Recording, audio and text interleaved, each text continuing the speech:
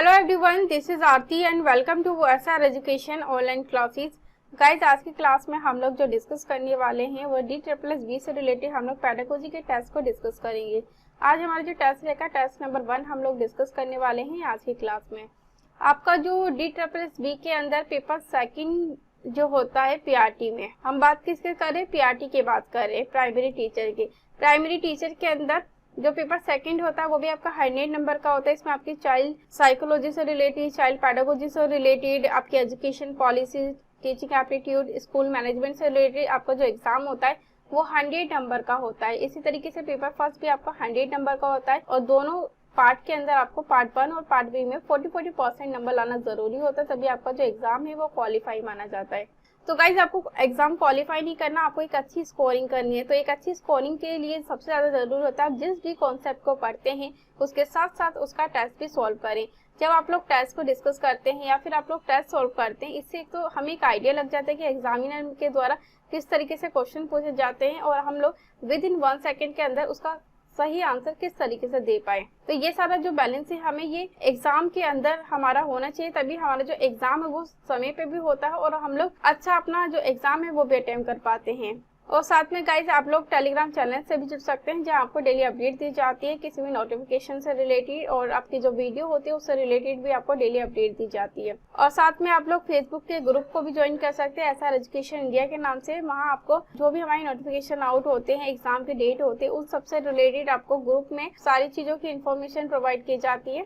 तो दोनों का जो लिंक है आपको ग्रुप का भी और टेलीग्राम चैनल का भी, वो आपको डिस्क्रिप्शन में मिल जाएगा और साथ में वीडियो के कमेंट सेक्शन में मिल जाएगा। तो आप लोग दोनों चीजों को ज्वाइन कर सकते हैं। और अगर जब भी आपकी कोई क्वेरीज रहती है तो आप लोग मुझे कमेंट सेक्शन में कमेंट कर सकते हैं अगर आपको जो भी प्रॉब्लम हो रही है चीजों को समझने में। तो चलिए फिर हम लोग अपनी आज की क्लास को स्टार्ट करते हैं। क्वेश्चन नंबर फर्स्ट, निम्नलिखित में से कौन गेस्टाल्ट मनोविज्ञान पर आधारित शिक्षण सूत्र है। आपको बताने की गेस्टाल्ट वादियों के द्वारा अपनी थ्योरी के अंदर जो शिक्षण सूत्र का प्रयोग किया गया था वो कौन से शिक्षण सूत्र का प्रयोग किया गया था।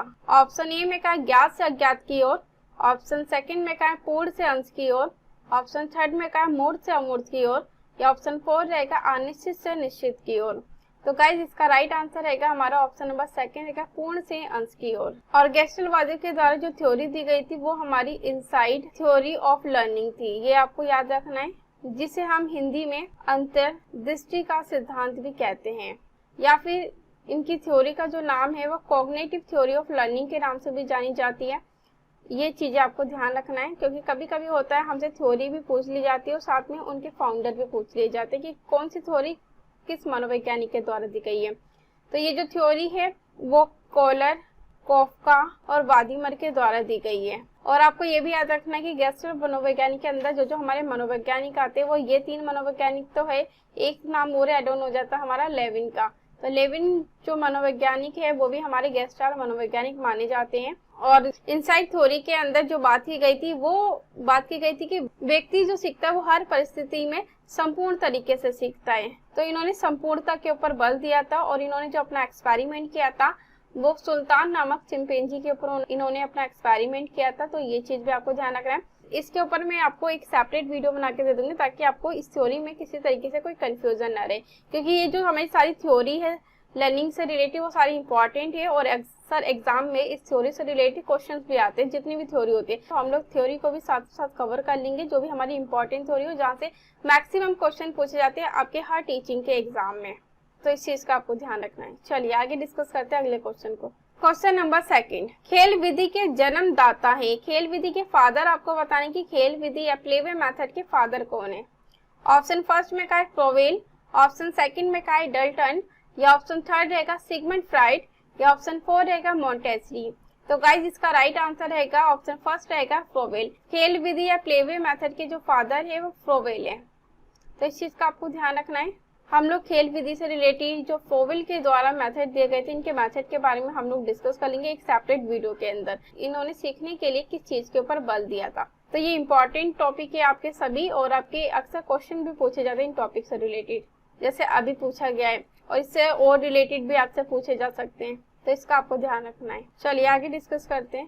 क्वेश्चन नंबर थर्ड, उच्च प्राथमिक स्तर पर बीजगणित पढ़ाने हेतु सबसे उपयुक्त शिक्षण विधि है।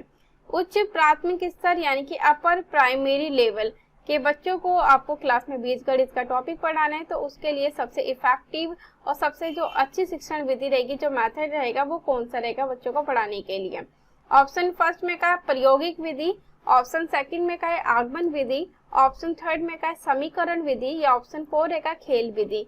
तो गाइज इसका राइट आंसर रहेगा ऑप्शन थर्ड रहेगा हमारा समीकरण विधि। चलिए आगे डिस्कस करते हैं। क्वेश्चन नंबर 4, निम्न में से कौन सा गणित में अर्थपूर्ण ज्ञान प्राप्ति का सिद्धांत नहीं है, यानी कि गणित को समझने के लिए सबसे जो उपयोगी सिद्धांत नहीं है वो कौन सा है। 3 स्टेटमेंट हमारी सही है, एक जो स्टेटमेंट है सिद्धांत से रिलेटेड, प्रिंसिपल से रिलेटेड, वो हमारी गलत है। तो आपको बताने की कौन सा जो प्रिंसिपल है वो हमारा रॉन्ग है और 3 प्रिंसिपल हमारे सही है। ऑप्शन ए में का उपयोगिता का सिद्धांत, ऑप्शन सेकंड में का है रटने का सिद्धांत, या ऑप्शन थर्ड रहेगा अभ्यास का सिद्धांत, या ऑप्शन 4 रहेगा मानसिक शक्तियों के समुचित प्रयोग का सिद्धांत। तो गाइज इसका राइट आंसर रहेगा ऑप्शन सेकंड रहेगा रटने का सिद्धांत, यानी कि रटने के ऊपर या रट्टाफिकेशन के ऊपर पूरी तरीके से समाप्त किया गया है। हमें छात्रों को जो सिखाना है क्लास में, हमें सीखने के ऊपर बल देना है, छात्रों को सिखाने के ऊपर, सीखने के ऊपर बल देना है, रटने के ऊपर, रट्टाफिकेशन को पूरी तरीके से समाप्त करना है। यही बात आपके एनसीएफ 2005 के अंदर भी कहा गया था, यानी कि नेशनल करिकुलम फ्रेमवर्क। इसके अंदर बात की गई थी छात्रों के सीखने के ऊपर, छात्रों के सिखाने के ऊपर और रटने के ऊपर पूरी तरीके से समाप्त किया गया था। तो एनसीएफ के ऊपर मैंने ऑलरेडी वीडियो बना रखे, तो एनसीएफ का टॉपिक आप लोग वहां से कवर कर सकते हैं, इंपॉर्टेंट टॉपिक है आपके। और साथ में मैंने इसके क्वेश्चंस भी डिस्कस किए हुए जो इंपॉर्टेंट क्वेश्चन थे और आपके प्रीवियस एग्जाम में पूछे गए थे, तो वो क्वेश्चंस भी आप लोग देख सकते हैं और साथ में आप लोग एनसीएफ का टॉपिक भी पढ़ सकते हैं। ये सारे हमारे इंपॉर्टेंट टॉपिक है और मैक्सिमम क्वेश्चन भी पूछे जाते हैं। चलिए आगे डिस्कस करते हैं। क्वेश्चन नंबर 5, एक अध्यापक को कक्षा 7 में पुष्प की संरचना पढ़ाना है। सबसे उपयुक्त विधि जो कि एक विज्ञान के अध्यापक को इस प्रकरण को पढ़ाने के लिए अपनानी चाहिए वह कौन सी है। यानी कि एक अध्यापक के द्वारा क्लास 7 के छात्रों को पुष्प की संरचना का टॉपिक पढ़ाना है, तो सबसे अच्छा, सबसे इफेक्टिव जो मेथड रहेगा छात्रों को पढ़ाने के लिए वो कौन सा रहेगा, जिससे कि छात्र आसानी से समझ पाए। ऑप्शन फर्स्ट में का है व्याख्यान विधि, ऑप्शन सेकंड में का है समस्या समाधान विधि, ऑप्शन थर्ड में का है प्रदर्शन विधि, या ऑप्शन 4 रहेगा मूल्यांकन उपागम विधि। तो गाइज इसका राइट आंसर रहेगा हमारा ऑप्शन नंबर 3 रहेगा प्रदर्शन विधि या डेमोन्स्ट्रेशन मेथड का प्रयोग किया जाना चाहिए अध्यापक के द्वारा। डेमोन्स्ट्रेशन मेथड के द्वारा जो भी अध्यापक के द्वारा क्लास में पढ़ाया जाता है उसके साथ साथ उसका डेमो भी करके दिखाया जाता है, जिससे कि छात्र उसे अच्छे से कॉन्सेप्ट को भी समझे, साथ में जब थ्योरी को भी देखेंगे और जब उसका प्रयोग भी करके देखेंगे तो उसे आसानी से समझ भी पाएंगे। तो छात्रों को जब भी हमें सिखाना है तो लर्निंग बाय डूइंग के द्वारा सिखाना है। इससे छात्रों का जो ज्ञान है वो हमेशा लॉन्ग समय तक रहता है, स्थायी रहता है और छात्र आसानी से भूलते भी नहीं है और सीखने के प्रति उनका जो इंटरेस्ट है वो भी आसानी से डेवलप रहता है। तो ये चीज आपको ध्यान रखना है।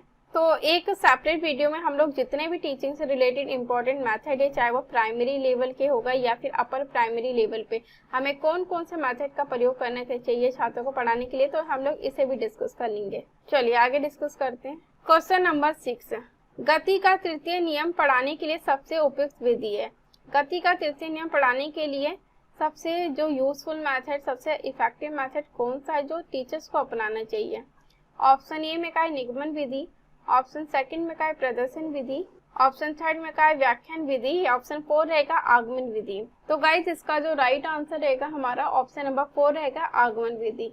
आगमन विधि या इंडक्टिव मेथड के द्वारा यहाँ पे सारी जो चीजें छात्रों को खुद करके देखनी पड़ती है, खुद उसे समझना पड़ता है और टीचर्स के द्वारा भी सारी जो कॉन्सेप्ट है वो बताई जाते हैं। उसके बाद छात्र उस नियम पे पूछते हैं कि ये जो नियम है वो किस तरीके से बना है।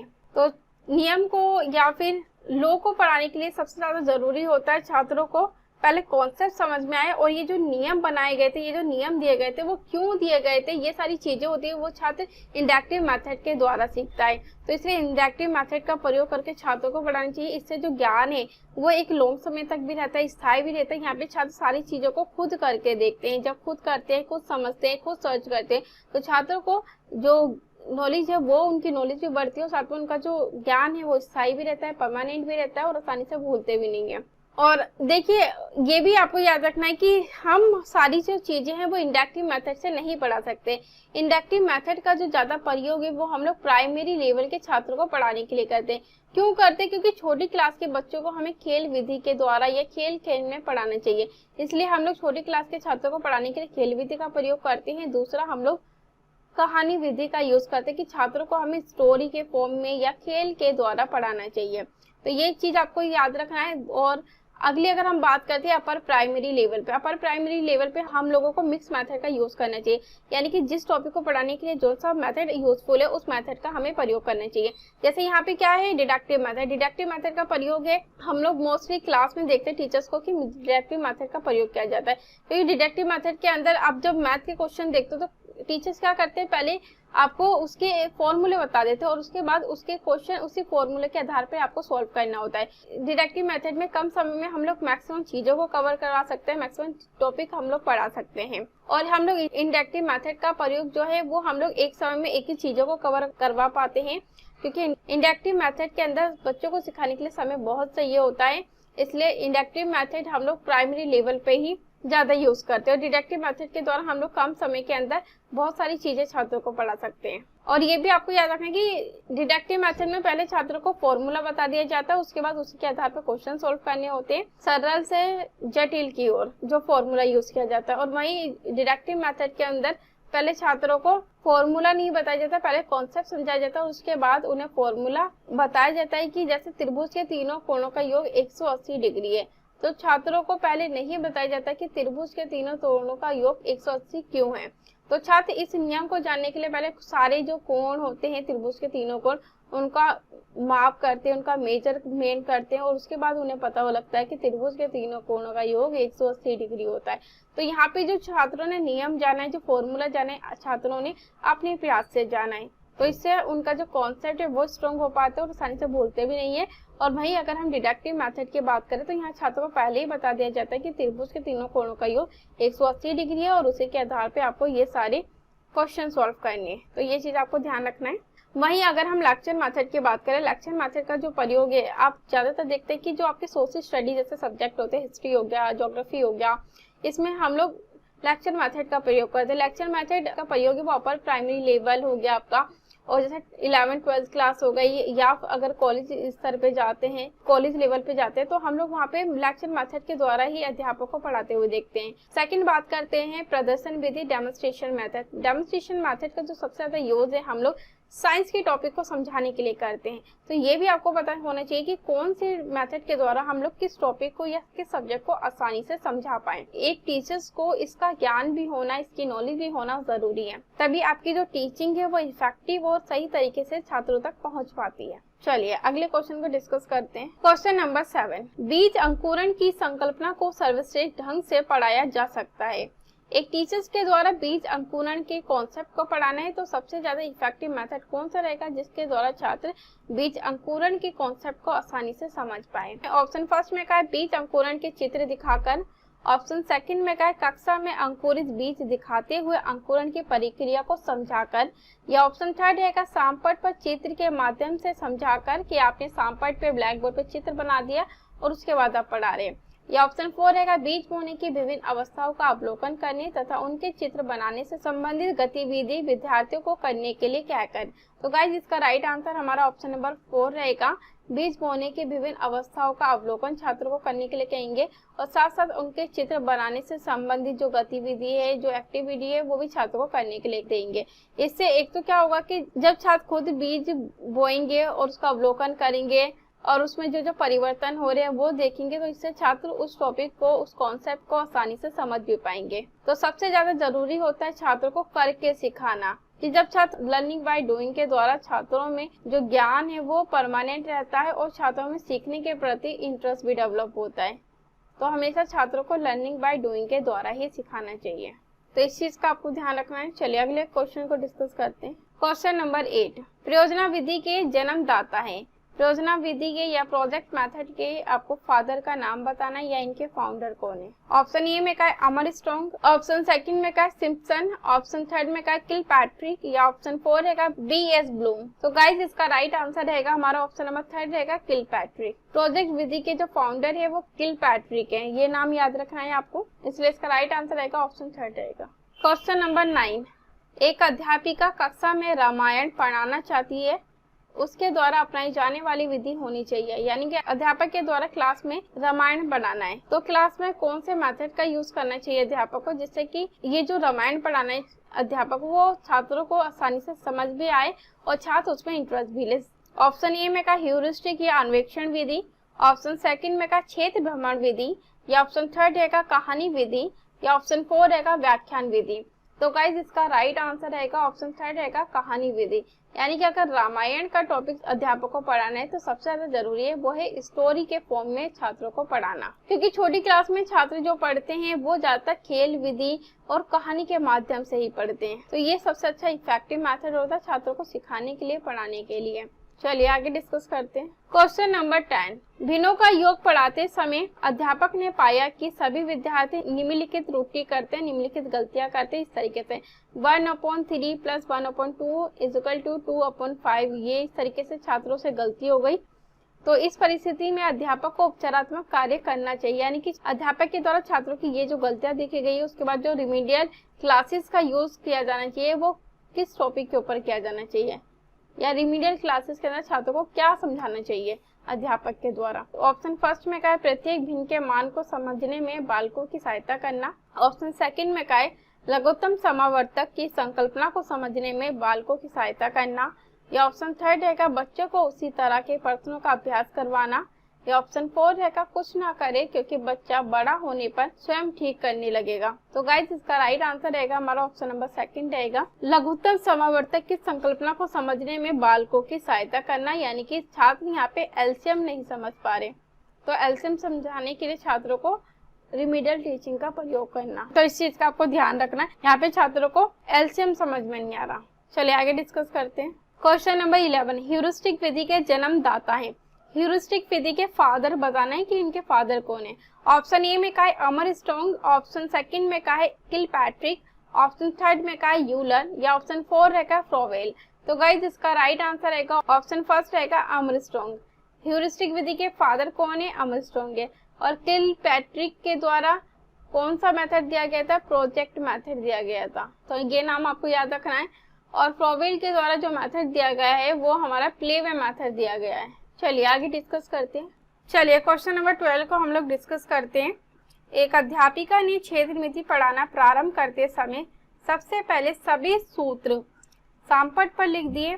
इससे पता लगता है कि वे अनुसरण कर रही है, यानी कि एक अध्यापक के द्वारा क्लास में क्षेत्रमिति का टॉपिक पढ़ाना है, मेसोरेशन का टॉपिक पढ़ाना है छात्रों को। उसके लिए अध्यापक ने सबसे पहले क्या करा कि ब्लैक बोर्ड पे सारे जो फॉर्मूले हैं वो लिख दिए। तो शिक्षक के द्वारा जो मेथड यूज किया जा रहा है पढ़ाने के लिए वो कौन से मेथड का यूज किया जा रहा है। ऑप्शन फर्स्ट में का है आगमन उपागम का, या ऑप्शन सेकंड रहेगा निगमन उपागम का, या ऑप्शन थर्ड रहेगा प्रायोगिक उपागम का, या ऑप्शन फोर रहेगा व्यवहारिक उपागम का। तो गाइज इसका राइट आंसर रहेगा हमारा ऑप्शन नंबर सेकंड रहेगा कि अध्यापिका के द्वारा जो मेथड यूज किया जा रहा है, जो अप्रोच का सहारा लिया जा रहा है वो निगमन उपागम का सहारा लिया जा रहा है या डिडक्टिव अप्रोच का सहारा लिया जा रहा है।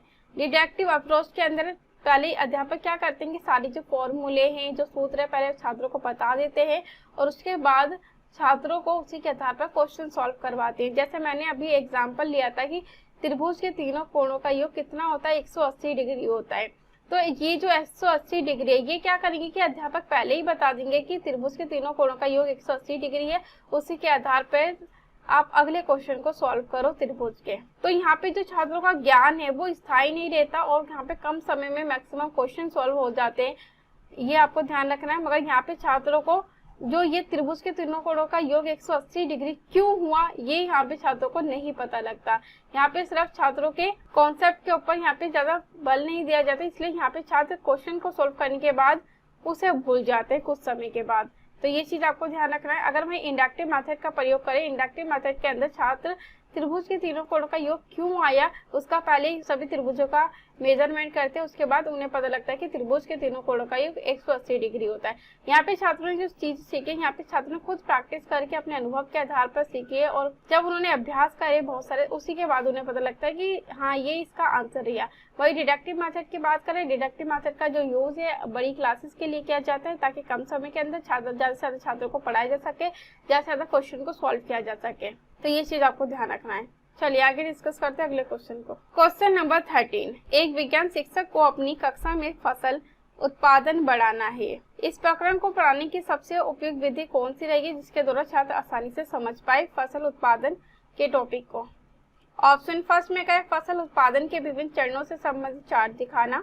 या ऑप्शन सेकंड रहेगा पाठ्य पुस्तक में से पाठ पढ़ाना। या ऑप्शन थर्ड रहेगा कक्षा में संबंधित क्रियाएं करवाकर। या ऑप्शन 4 रहेगा अपने आसपास के खेत या नर्सरी में जाकर तथा वहां फसल उत्पादन के विभिन्न चरणों से संबंधित सूचना एकत्र कर उसका एक आलेख तैयार करवाकर। तो गाइस इसका राइट आंसर हमारा ऑप्शन नंबर 4 ही रहेगा। आप क्या कहेंगे छात्रों की अपने आसपास खेत या नर्सरी में जाकर वहाँ फसल उत्पादन के संबंधित जो सारे फैक्ट है, जो सारी सूचना है, उसे इकट्ठा करके लाएं और उसके बाद एक चित्र तैयार करें। छात्र इससे क्या करेंगे, खुद जब उस चीज का अवलोकन करेंगे, खुद देखेंगे, तो यहाँ उस चीज को समझ भी पाएंगे और छात्रों में उसका जो कॉन्सेप्ट है वो भी अच्छे से विकसित हो पाएगा और छात्र आसानी से भूलेंगे भी नहीं। यहाँ पे छात्रों को जो सिखाया जाता है वो लर्निंग बाय डूइंग के द्वारा सिखाया जा रहा है। जब छात्र लर्निंग बाय डूइंग के द्वारा सीखते हैं, ऑब्वियसली बात है उनकी जो नॉलेज है वो कैसी रहती है, परमानेंट रहती है। और यहाँ पे छात्र सीखने में इंटरेस्ट भी लेते हैं, रुचि भी लेते हैं। तो इसका आपको ध्यान रखना है, इसलिए इसका आंसर क्या रहेगा, ऑप्शन नंबर 4 रहेगा। क्वेश्चन नंबर 14, विद्यार्थियों में वैज्ञानिक अभिवृत्ति का विकास करने के लिए एक विज्ञान अध्यापक को चाहिए कि वे नहीं करे, मतलब क्या चीज नहीं करे। 3 स्टेटमेंट करेक्ट है, एक स्टेटमेंट इनकरेक्ट है। जो इनकरेक्ट स्टेटमेंट है उसका आंसर आपको देना है। ऑप्शन फर्स्ट में क्या है, शिक्षक केंद्रित शिक्षण विधियों का। ऑप्शन सेकंड में क्या है, पाठ्य सहगामी क्रियाओं का आयोजन। ऑप्शन थर्ड में क्या है, शिक्षण की नवाचार विधियों का प्रयोग। या ऑप्शन 4 रहेगा विद्यार्थियों की उत्सुकता को शांत। तो गाइज इसका राइट आंसर रहेगा ऑप्शन फर्स्ट रहेगा, शिक्षक केंद्रित शिक्षण विधियों का प्रयोग टीचर्स को नहीं करना चाहिए। अब जो मेथड का यूज किया जा रहा है वो कौन से मेथड का यूज किया जा रहा है, वो चाइल्ड सेंटर मेथड का यूज किया जा रहा है। यहाँ पे जो सारी भूमिका होती है वो टीचर को छात्रों के अनुरूप ही बनानी चाहिए, या टीचर्स को छात्रों के अनुरूप ही करनी चाहिए, क्योंकि हमारा जो मेन मकसद है वो छात्रों को सिखाने का है कि छात्रों को हम किसी भी तरीके से सिखा पाए। आपकी जो एजुकेशन है हमारी कैसी एजुकेशन है, चाइल्ड सेंटर एजुकेशन है।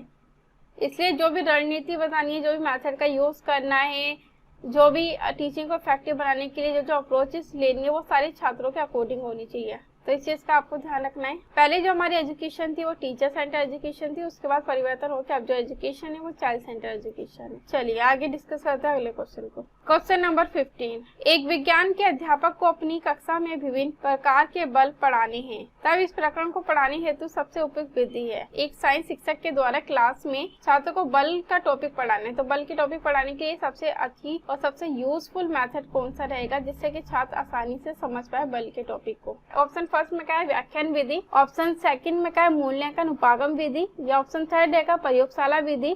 या ऑप्शन 4 रहेगा प्रदर्शन विधि। तो गाइज इसका राइट आंसर रहेगा ऑप्शन नंबर 3 रहेगा हमारा प्रयोगशाला विधि। यानी कि मैंने अभी वही बताया आपको, साइंस में जहाँ तक हम जो टॉपिक पढ़ाते हैं उसके लिए जो यूजफुल मेथड है हमारा, वो हमें लेबोरेटरी मेथड या फिर डेमोन्स्ट्रेशन मेथड का हमें सारा लेना चाहिए। तो यहाँ पे हमें ज्यादातर जो हमारे लिए उपयोगी है वो प्रयोगशाला विधि रहेगी, इससे छात्र साइंस समझ भी पाएंगे, देख भी पाएंगे। इसलिए लेबोरेटरी मेथड का प्रयोग किया जाना चाहिए, तो इसका आपको ध्यान रखना है। तो इसलिए राइट आंसर क्या रहेगा, ऑप्शन नंबर 3 रहेगा। तो गाइज आई होप कि आपको यहाँ पे सारे क्वेश्चन अच्छे से समझ में आए होंगे। ये सारे क्वेश्चन आपके प्रीवियस एग्जाम में पूछे गए हैं कहीं ना कहीं, या आपका सीटेट का एग्जाम हो या फिर अदर टीचिंग के जितने भी एग्जाम होते हैं जहाँ पे पेडागोजी से संबंधित आपके क्वेश्चन होते हैं, ये सारे प्रीवियस क्वेश्चन आपके वहीं से लिए गए हैं, ताकि आपको क्वेश्चन सोल्व करने का एक आइडिया भी हो जाए और आपसे एग्जाम में किसी भी तरीके से कोई क्वेश्चन गलत भी ना हो। तो थैंक यू सो मच आज की क्लास के लिए।